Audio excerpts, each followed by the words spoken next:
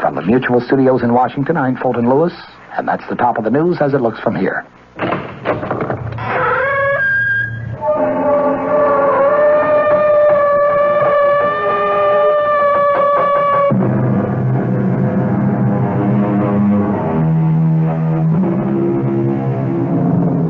Come in. Welcome. I am E.G. Marshall, and I have a ghost story to tell you, but a most unusual ghost story, since it violates all the established rules. You know the rules for a ghost story. It must be set on some desolate, windswept moor, or perhaps in a ruined, isolated mansion, or a lonely, deserted castle.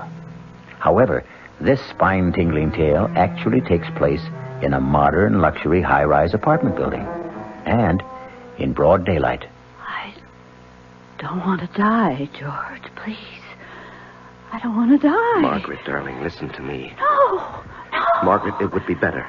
Better for who? For you, dear, for you. I have very little left, George. Please, just let me live a little longer. Margaret, life means nothing to you now. I know, but just let me live a little bit longer. I can't, Margaret. I can't.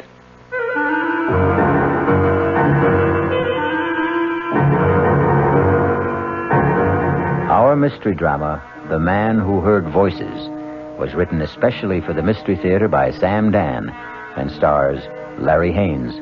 It is sponsored in part by the Kellogg Company, makers of Kellogg's Special K cereal. I'll be back shortly with Act One. Hi, son. Hi, Mom. Hi, Dad. Hi, Junior. Kellogg's Special K presents Junior Gives Up.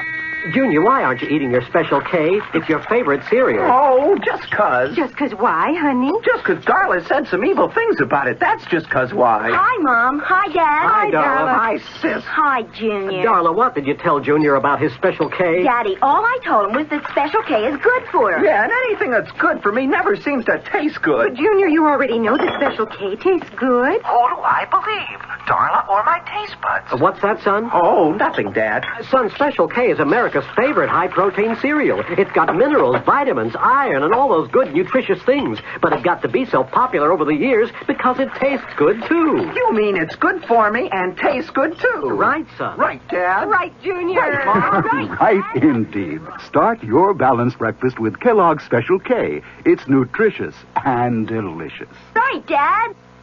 This is WOR New York, your station for the Mystery Theater.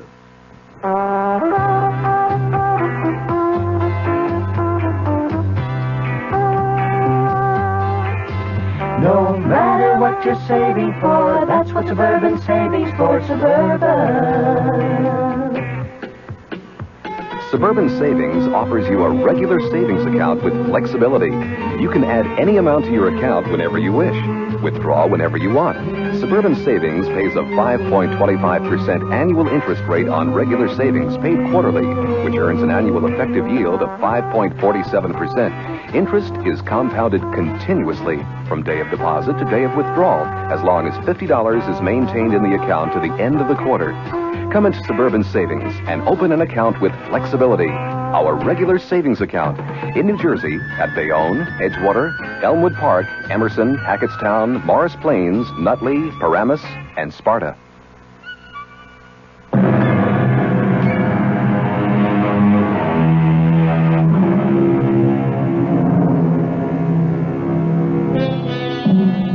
At 42, George Wesley Sanderson is handsome, intelligent, and wealthy.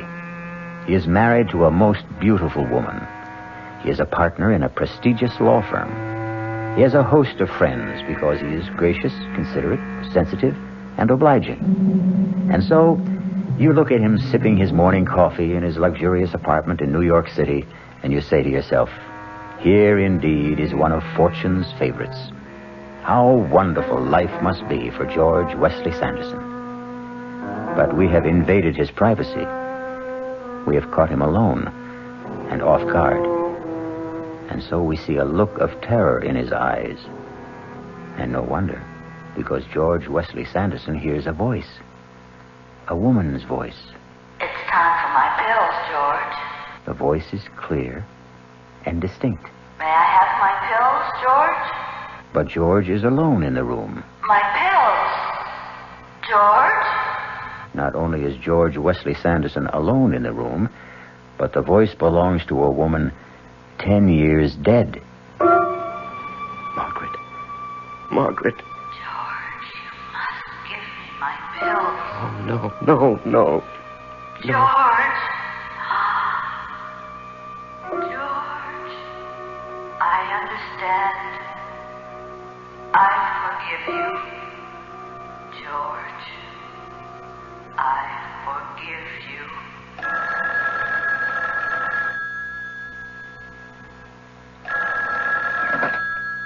Hello? Georgie, get on the 10 o'clock plane and come down. Georgie? George, are you there? Yes, I'm here, Sally. We all decided that you should be down here. Well, Well, you what? Are you all right, George? Yes, I'm fine. Good. Get on the plane. Well, darling, somebody has to work. Oh, come on. That silly place runs itself. Goodbye, dear. Georgie, are you sure you're all right? Yes, I'm fine, and, really, I have to get to the office. I notice you'd rather get to the office than fly to me. Darling, it's not what I'd rather do. It's what I have to do. My next husband will be a man with absolutely no ethics at all. Goodbye. My name, as you know, is George Wesley Sanderson. And I must talk to somebody, unburden myself, but there is nobody. Oh, my wife loves me. My father-in-law is most understanding. I have good friends. I could confess to a priest, visit a psychiatrist. But you see, each in his own way would fail me because no one would accept the basic point of my problem. No one would ever believe that I'm a man who hears voices. There are times when I can hear what people think, what they're going to think. And there are times when I can hear people who are miles away or even dead. It started, 15 years ago. I was married to my first wife then. Her name was Margaret. She was 23 years old, vivacious, active, loved sports. She could even beat me in tennis, but she did it with such charm, I didn't mind it a bit. That's out. Oh, that looked into me. Okay. If you want the point, you can have the point. You should have a handicap anyhow. Okay. Just look out for this ace. An ace. How'd you like that, huh? I say, how'd you like that? Margaret? Margaret, is something wrong? No. I'm fine. Well, you had a funny look on your face. Did I? It's just... Just what? Nothing. I just had a funny little twinge in my back. But it's gone now. Your turn. Then and there, I heard a voice. It was the voice of our doctor. You both should know the truth. We don't know what's wrong with Margaret. She won't be able to walk. She'll have to stay in bed. For a while, anyway. These pills will keep her alive. Exactly 1 year later, the doctor spoke those very words to us in the hospital.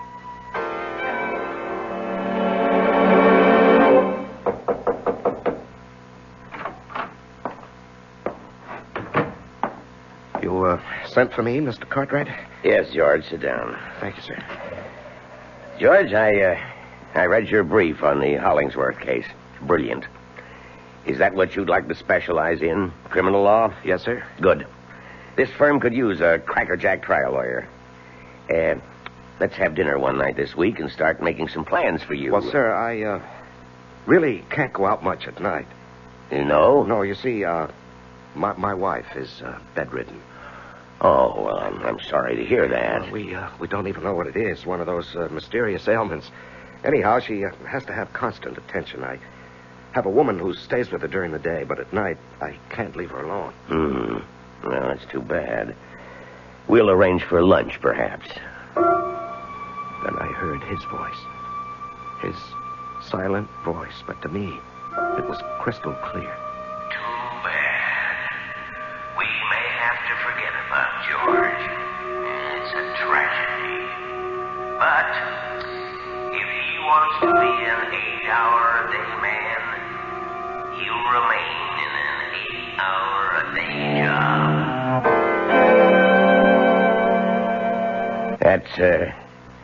That's all for now, George. I just wanted to let you know how pleased I am with your work. And the other partners are, too. Well, thank you, sir. Hi, Dad. Your secretary said you were busy, but I'll only be a minute. Well, hello. Who is this? This is one of our new young attorneys, George Wesley Sanderson, and my daughter, Sally. How do you do? George Wesley Sanderson. Even sounds like a great lawyer. Now, dear, save that ravishing smile for where it'll do you some good. George Sanderson is a married man. And once again, I heard a voice. Sally's voice. I don't care if he is married. I want him. I never believed it, but now I know it's absolutely true. There is such a thing as love at first sight. I love him.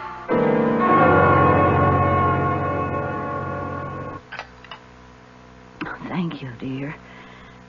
But I don't want any more. It's time for my pill. Oh, yes, so it is. I'll get it for you. Those pills, they're like a lifeline. Well, let's be thankful they work. Poor George. You've become a full-time nurse. And in addition, you've got a full-time job. You really don't get much sleep, darling. You have to set an alarm every 2 hours to give me my pill. Darling, we stood up together and we took a vow for richer, for poorer, for better, for worse, in sickness and health. Till death do us part. Let's change the subject, huh? Okay. Well, how'd it go at work today? Oh, everybody flipped for the way I handled the Hollingsworth case. Oh, will it mean a promotion? Well, maybe, but more important is the additional money. Oh, George. Now what? If you become important, we'll be expected to entertain. Oh, no, nothing of the sort. I'm going to run my business the way I want. I intend to do my work during the day, in the office. I don't have to socialize with people. Merit, ability, that's what should count. And for the third time that day, I heard a voice. This time Margaret's. Oh, Lord. I want to live. I'm not much use. I can't do a thing. I'm a drag on the man I love. I'm good for absolutely nothing. But I want to live.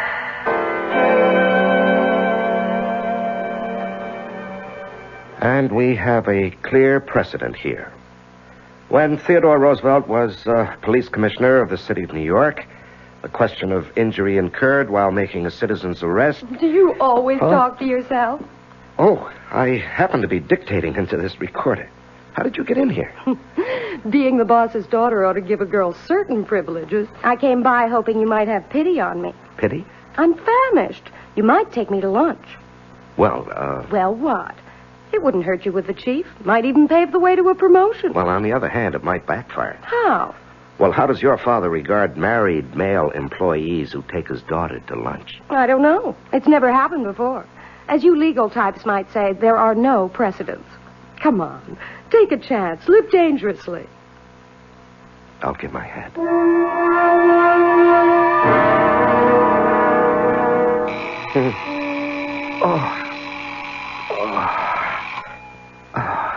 Darling, I'm sorry. I need my pill. No, it's okay. It's okay, darling. Here you are, dear. Thank you. There. Now, just let me set the alarm again. You must be exhausted. No, not really. Are you feeling any better? Yes, a little. I was so tired when you came home, though, we couldn't even talk. And I looked forward to our talks so much. Anything interesting happen today? No, just a lot of routine. What did you have for lunch? Lunch. Let's see. I just had a sandwich at the desk. Oh, George. You should go out. No, dear. No, I shouldn't.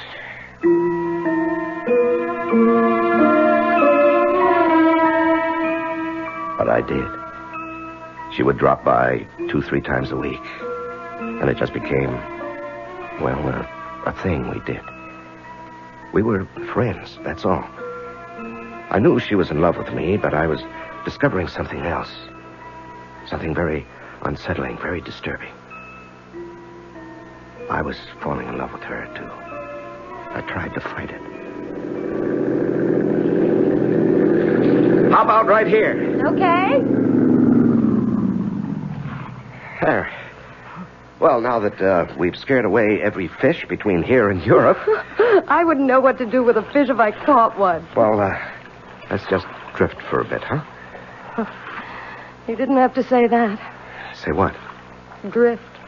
Haven't we been doing just that since the day we met? Yes, I suppose we have. What are we going to do, George? I don't know.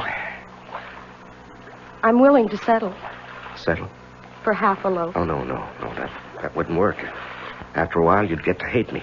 No, George, I wouldn't. Well, I'd hate myself. Do you still love her? No. No, it's a terrible thing, but I don't love her anymore. You know, that happens to people. Just as they can fall in love, they can also fall out of love.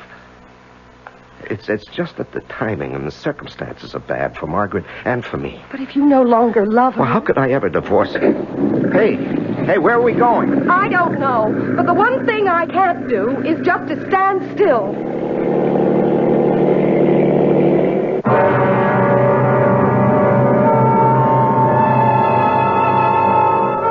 Nothing and no one in this world ever really stands still. Wheels are always turning. Gears are shifting. Minds are changing. Perhaps slowly, imperceptibly, subtly. Even a marriage vow contains the seeds of its own dissolution. For it says, "Until death do us part."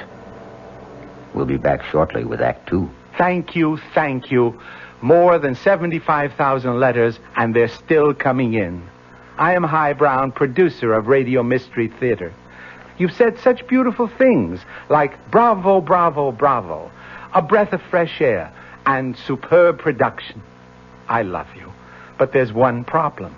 So many of you ask questions, it's going to take weeks sorting through all that mail to give you an answer. So if you need a quick reply to a specific question, please write again, and we'll try to answer promptly. Write Mystery Theater, Box 5152, Radio City Station, New York, 10019. That's Mystery Theater, Box 5152, Radio City Station, New York, 10019. And please, do keep listening. We hope Radio Mystery Theater is here to stay. WOR New York, your Mystery Theater station. Hey, Ma, what's for dinner? Hey, Ma, what you got? Hey, Ma, will it be much longer? My hunger's getting stronger and I can't wait. She loves her family. She wants the best. She does all that she can do. She lets ShopRite do the rest. Hey, Ma, what's for dinner? Hey, Ma, what you got? Here's a dinner suggestion from your ShopRite supermarket. Grade A rock Cornish hens, just 59 cents a pound. U.S. #1 Idaho baking potatoes, 5 pounds for 79 cents. And for dessert, Flavor King ice cream, half gallon, 69 cents. She wants the best. She does all that she can do. She lets ShopRite do the rest. Hey, Ma, what's for dinner? ShopRite has the answer.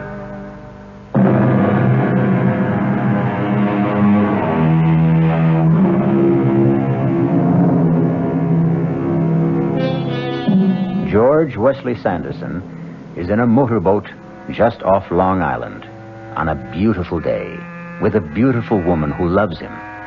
And to make it perfect, he also loves her. However, there's a complication. George Wesley Sanderson is married, and he takes his vow seriously. We'll do something, Sally. You'll have to do something, George. People don't stand still. Yes, I know.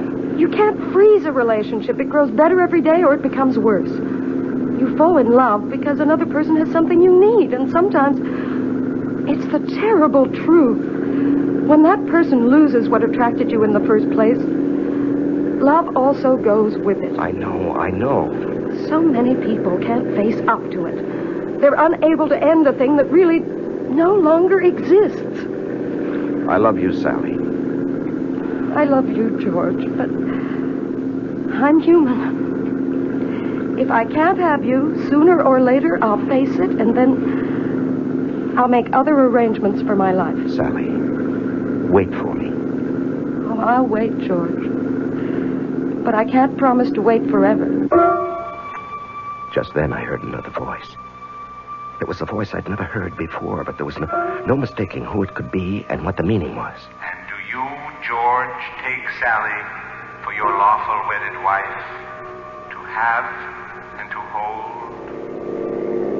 Oh, Sally, darling, don't ask me how or when or why. George, look out, you'll upset the boat. Who cares, Sally? It's going to happen. What's going to happen? You and me, we're going to happen. We're going to be married. But... No buts. Just believe me. I believe you, George. I believe you.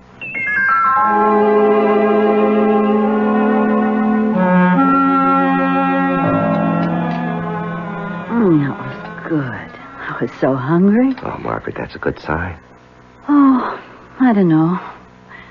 Sometimes I just wish... What? What do you wish? Oh, nothing.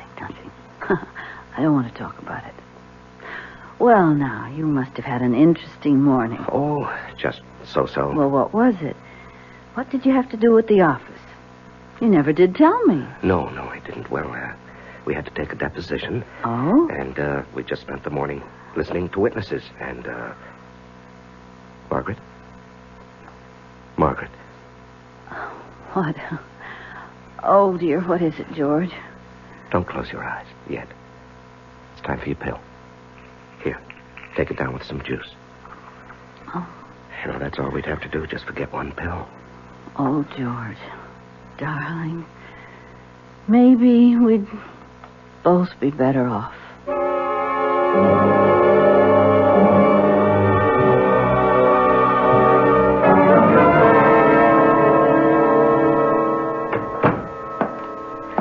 Good morning, George. Morning, sir. Sit down. Thank you. Now, George, I want you to go to Washington. I know you have personal problems. Yes, sir. I want you to argue the Stillwell case before the Court of Appeals. Well, sir, you can win this case for us. You're a natural. Lawyers like you come along once in a generation. Yes, but Mr. Cartwright... The trial date is in 6 weeks. Now, I'm sure you can find a way to resolve your problem. You can buy nursing care while you're gone. Sir, it's more than that. I'm sure it is. Now, I don't want to intrude in your personal affairs. Although I understand I'm indirectly affected. My daughter, evidently, is quite taken with you. Well, that's between the two of you. I assure you. Of what? The two of you are in love. It's a very difficult situation. But it's your situation. For my part, I need you for the Stillwell trial in Washington. Now, don't give me your answer right now. And then I heard a voice. And this voice I knew very well because it was my own voice. And I could hear myself say, If it please the court, the prosecution claims that the defendant, Anna Stillwell, has committed the crime of high treason against the government of the United States.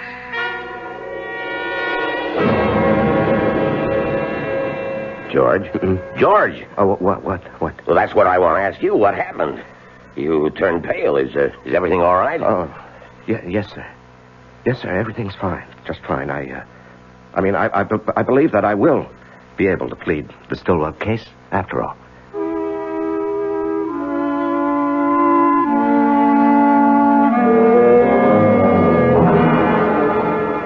Has she been taking these pills regularly? Oh, religiously, Doctor. The woman we have here in the daytime is absolutely trustworthy, and of course I'm here all night. And he's a tyrant about it, Doctor. Well, he should be. Doctor, what about Margaret? Well, for the first time since this thing struck, I have good news. Good news. I say good. These words, good and bad, are relative. Yes, but what do you mean by good? Well, for the first time, I can detect no further signs of deterioration. I see. Unless some other complication occurs. Margaret can live on indefinitely, provided she takes her pills on a regular basis. Oh, we'll see to that, Doctor. We'll see to that. Well, keep in touch if anything unusual happens, and I'll be here again next week. Yes, I'll see you to the door, Doctor. Goodbye, Margaret. Goodbye, Doctor. Oh, a lovely day, isn't it, George? Yes. Oh, about those pills, George. Make sure you never run out. And she must have one every 2 hours. That's what his speaking voice was saying to me. The little amenities, the weather, don't forget her pills, and so on. But there was another voice. His inner voice. And I could hear it so clearly, so plainly. Poor kids. I'm glad I don't have to decide. She's in such terrible pain. Constantly. Well, that's between the two of them. Or maybe it's up to him. I only know I wouldn't want to be in his shoes for all the money in the world. Goodbye, George. Goodbye, Doctor, and thank you for everything. George? George? Yes, dear. I'd like a pillow. Yes, dear, I'm coming. Here we are. Now, does that feel more comfortable? Mm-hmm. I think so. Margaret, look at me. I'm looking at you, darling.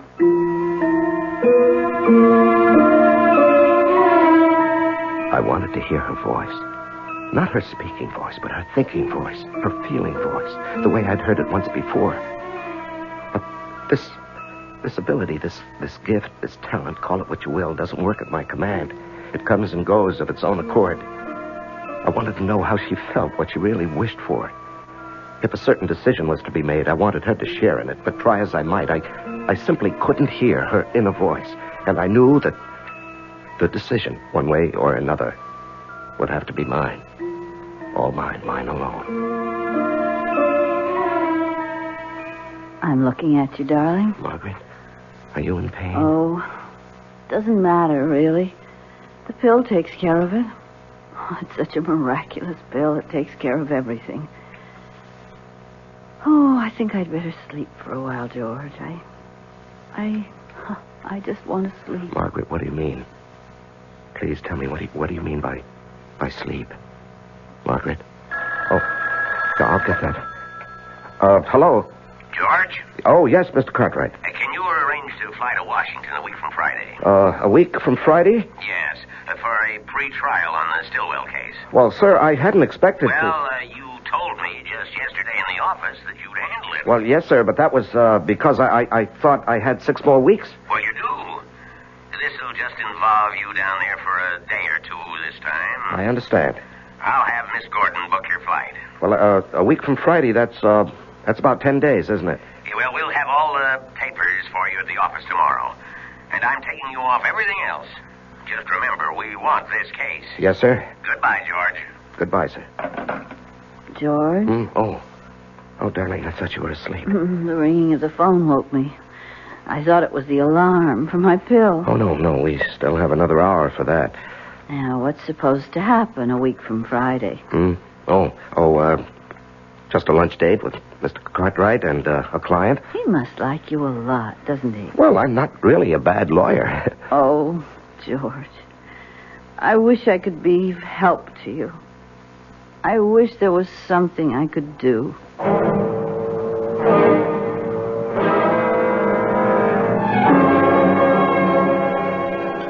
Here I am, George. Oh, hi. I'm sorry I'm late. Dad tells me how busy you are. I ordered you your extra dry gimlet. Thanks, I could use it. Dad also tells me you're going to Washington. Yes. That is, I think so. You think so? I understand the plans are all set. Well, the fact is, I know I'll be going, but, But what? Oh, nothing. Once the trial begins, there's no telling how long it may run. These government things can go on for months. Yes, I know. How about... How about Margaret? Yes, Margaret. Let's not talk about Margaret. But, George... Please. I said I'd be satisfied with half a loaf. Right now, I don't want to talk about it. But, George, I'm entitled... There are things I must decide. I want to help you. No. But when people are in love, there should be no barriers. Nothing held back. Sally, you have a lot to learn about love. George, I won't be spoken Please, to. Sally, don't press me. Don't push me, huh? I don't care who you are, how deeply you love. There are certain things I must decide on my own. George Wesley Sanderson is faced with a decision. And it's a decision a man doesn't make lightly, nor does he make it every day. Because what George must decide is whether or not to kill his wife. We shall return shortly with Act 3. Ever had a tall, frosty glass of Amplitude? Well, if your beer is Budweiser, you've had it often. Amplitude is a fancy word for the entire taste phenomenon, the total experience of flavor. Next time you take a healthy swallow of Bud, watch what happens. Think about the sensations you're experiencing. Notice how the flavor of Bud comes on nice and easy. Not too strong, not too quick, just right. Notice the clean, crisp togetherness of Bud's taste. Everything in perfect balance, with no single element jumping out at you. And there'll be no aftertaste either, no hanging on. And you'll be refreshed and ready for another glassful. Actually, Bud drinkers have been experiencing Amplitude for years, but they never phrase it that way. They just say Budweiser, and that says it all. Anheuser-Busch, St. Louis. WOR New York, your station for the Mystery Theater. Vacancy decontrol in New York. You've heard about it, haven't you? Tonight you'll hear more about it on WOR, on the Wingate News Digest, 10 o'clock. I'm going to take a microphone and talk to a man who rents apartments. He's a real estate agent. And oddly enough, he is very much on the side of tenants. He says you can take an apartment that had been rented for $250, you move out, and if you can get it, fine. You've got $500 a month. What's it doing? Driving young people, old people, out of the city, he says. That has got to be repealed. Also, a visit with Oscar the Butcher in Sheepshead Bay in Brooklyn. He says you keep hearing from government officials that the cost of beef is going down, and he's going out of business because it's so high he can't charge his customers that much. John Wingate, tonight, 10 o'clock, WOR.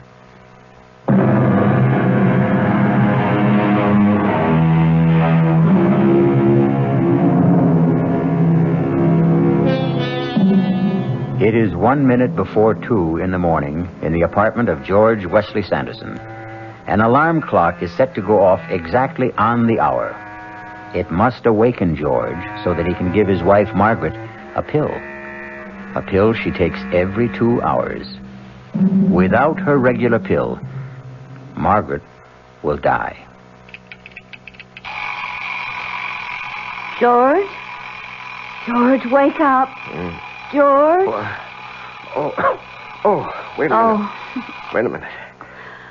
Oh, I was afraid for a minute that the clock wouldn't wake you. Yes, I'm sorry. I was sleeping pretty soundly. Poor George, you never get any No, rest. it's all right. It's all right. Here, darling, take your pill. Oh. Thank you, darling. Thank you. And now go back to sleep. Well, I better reset the alarm. You're so good to me, George. There it is. I've set it for 4. Good night, darling. Good night. I turned to look at her. Her eyes were closed. She was only 28, but her face was lined. Her skin was drawn and flushed, and she looked old. Old. Where was the pert, vivacious Margaret who only a few months before had been bursting with life? Wasn't she as good or as bad as dead already? Wasn't it a mercy to end her suffering? Wasn't her living merely a sham and a pretense? Suppose I would somehow forget to give her the next pill. What would I be ending? And then once again I heard the voices. But these were voices from the past. the recent past. This firm could use a crackerjack criminal lawyer. I love you, George. I love you. We have plans for you. I'll wait for you, darling. But I can't promise to wait forever. We're all pleased with your work. Why hold on to a relationship that no longer exists? I can't do a thing. I'm absolutely useless. But I want to live. I want to live. George? George, the alarm. George, wake up. George, it's time for my pill. George, wake up. You must wake up. George?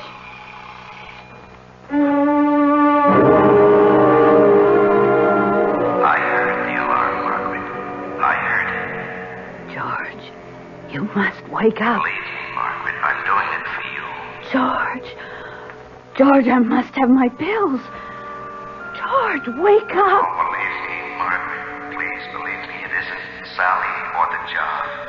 I admit they both tempt me, but I don't want to see you suffer anymore. Aren't you going to give me my pills? George, let me live. Just a little longer, please. I'm so tired, Margaret. So tired. George, please. So mixed up. George, don't pretend to be asleep. I'm doing it for you, Margaret. Maybe me, too, but mostly for you. Oh, George. Darling, I forgive you. I forgive you.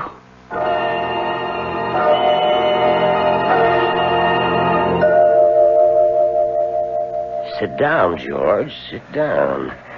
Now, you didn't have to come into the office today. Yes, I know, sir, but she's been dead a week, and, well, things go on. I'm due to leave for Washington tomorrow. Yes, we wondered whether, under the circumstances, to ask for a delay. Oh, there's no point to that, sir. What I need now is lots of work. Well, we have lots of work around here. George, I've been trying to reach you to tell you how sorry... Sally, it's all right. Now, there is a possibility that you people have something to discuss. Excuse me for a moment. Well, Sally, here we are. Yes. How did it happen, George? Oh, it's something that could have happened at any time. She just fell asleep and she didn't wake up. And now what, George? And now we can be married. That is, if you'll still have me. Oh, darling. I have to go to Washington. I'll go with you. And you know, of course, what Dad's been talking about. Well, actually, I don't. Well, we're fairly direct people, all of us. Dad was saying that since you and I would be married, there'd be a partnership in the firm as well. Mm-hmm. Well, as long as we're fairly direct people, I may as well tell you that I deserve it. Darling, do you know that this is the first time I've ever seen you smile? Oh, I smile all the time. You listen to me, George Wesley Sanderson. You're going to live. You're going to travel. You're going to mingle with all the people worth knowing in government, politics, the theater, art. Wait. Now, when do I work? Oh, you can work as hard as you like. As long as you remember you have to play hard, too. When do we start? Right now. That was, 15 years ago? I was 30, she was 25. And the years haven't changed either of us. Well, not very much, anyhow. Life has been full of excitement, zest, and, of course, satisfaction. Because I've won some very well-publicized cases in this talk of a judgeship, but that's all for the future. The important thing is that for almost 15 years, since she died, I haven't heard voices. You know, those voices. Until last week. And it happened when I was alone in the morning at breakfast. May I have my pills, George? My pills. I want to live. Please, George. My pills.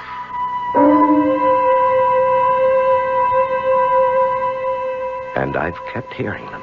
I don't know what to make of it because, after all, she did say she's forgiven me. Why should I hear her now? Why? I don't understand it. Why now?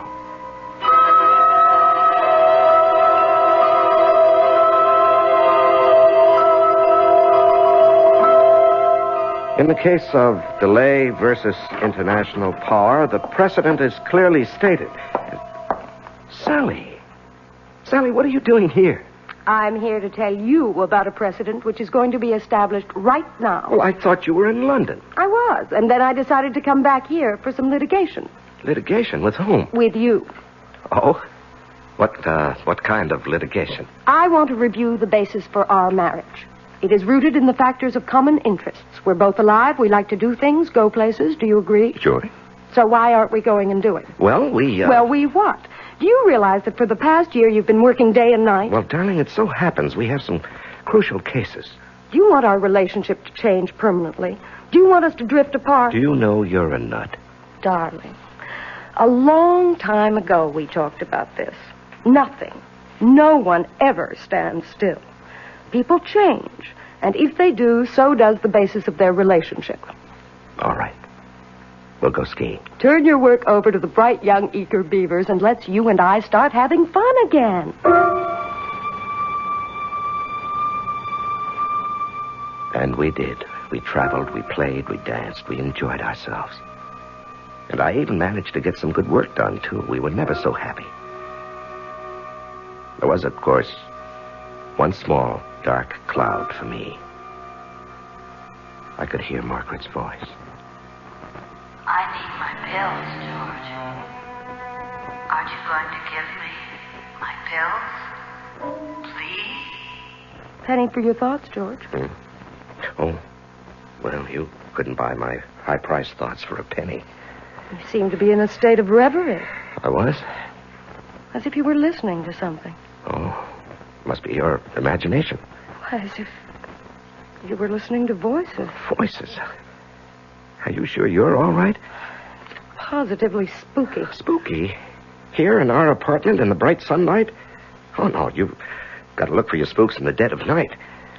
Well, I know what we both need. All right, tell me. A good, hard hour of tennis. Oh, now, darling, I have to be at the office. You don't have to be anywhere except with me. Okay, you're on. For 1 hour.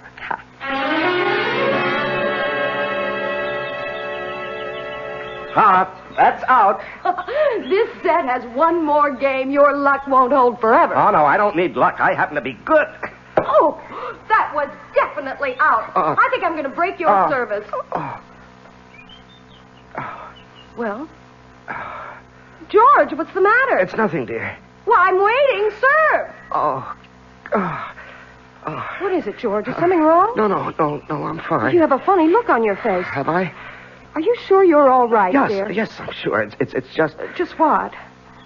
Oh, it's nothing. I just had this little twinge in my back. But it's gone now. But it wasn't gone. It wasn't much, but it didn't go away. And so that afternoon, instead of going to the office, I went to the doctor. I can't see anything.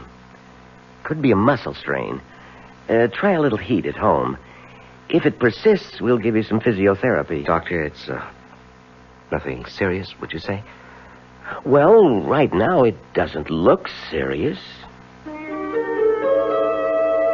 looked very hard at the doctor. I tried to listen for another voice. His inner voice. Perhaps a voice he didn't even know he had. The voice I'd heard 15 years before with Margaret, when he predicted.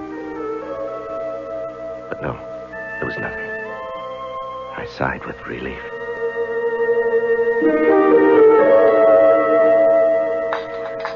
Pour me a cup of that coffee. Yeah, sure thing.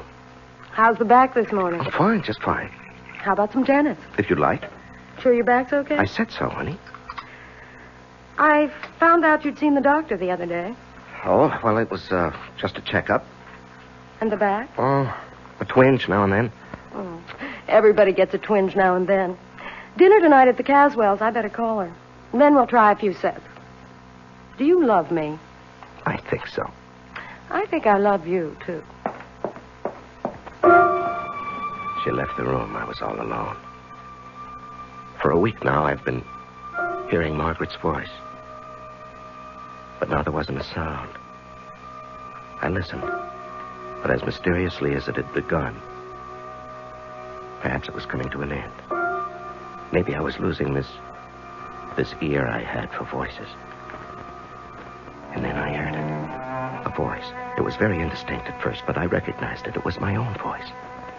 But I couldn't believe what it was saying. I didn't want to believe what it was saying. Sally.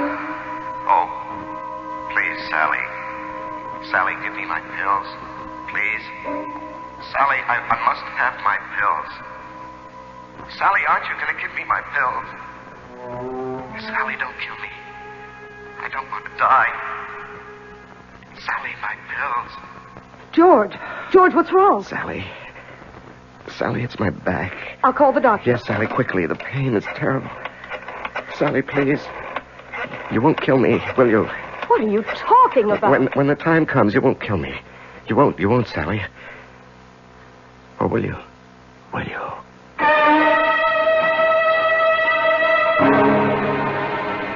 Who knows? George and Margaret, that's one story. George and Sally, that's another.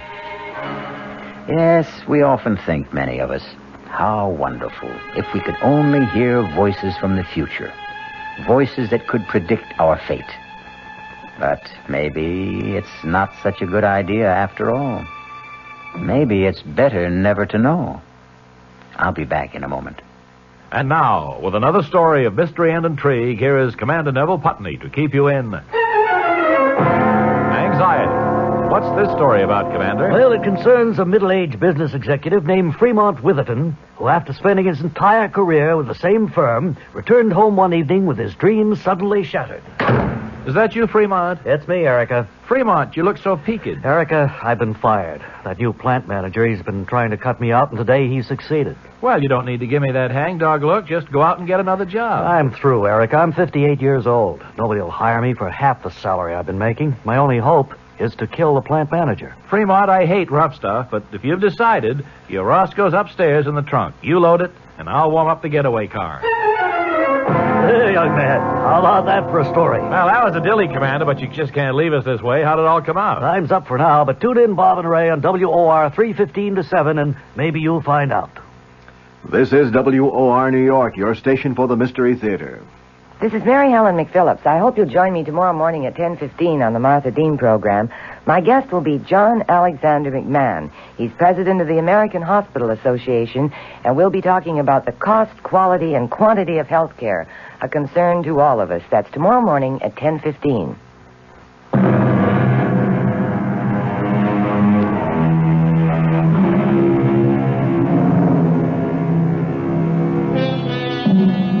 Voices. What are the voices we think we hear in the night? Are they merely dreams, fantasies, or our own wishes? Or are they real? And why shouldn't they be real? After all, reality is what we think it is, and ever so often, what we want it to be. One reality that you can count on is the absolute fact that we will be back here again with other voices to tell you another tale that will excite and amaze and perhaps cause just a tiny, delicious tingle of terror. Our cast included Larry Haynes, Augusta Dabney, Leon Janney, and Suzanne Grossman. The entire production was under the direction of Hyman Brown. And now, a preview of our next tale. I want a baby. Get on with whatever you have to do. First of all, this talisman.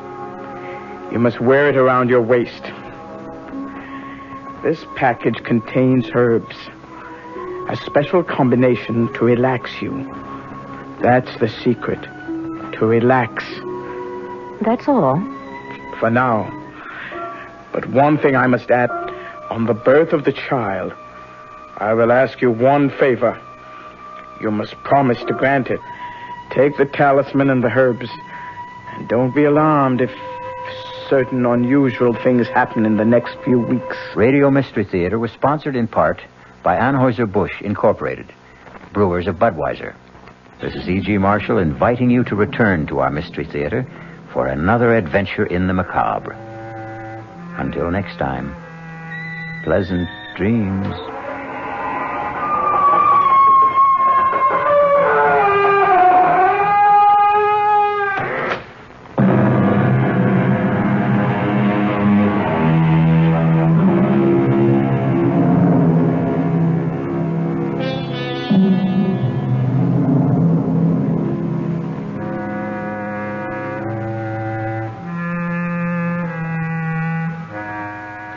The WOR Mystery Theater was brought to you by ShopRite Supermarkets, where you get a lot more for a little less, and by Suburban Savings with offices throughout North Jersey. The preceding Mystery Theater program was furnished by the CBS Radio Network. Now let's listen to a few moments from tomorrow night's suspenseful drama on the WOR Radio Mystery Theater. But one thing I must add about our arrangement. Yes? On the birth of the child, I will demand one favor. You must promise to grant it. A favor? What? I shall ask it when the child is born. But I can't promise that when I don't know what it is. It's a very small favor, but it is part of the bargain. And believe me, Mrs. Richards, if you do decide to bargain with me, I warn you to be ready to keep your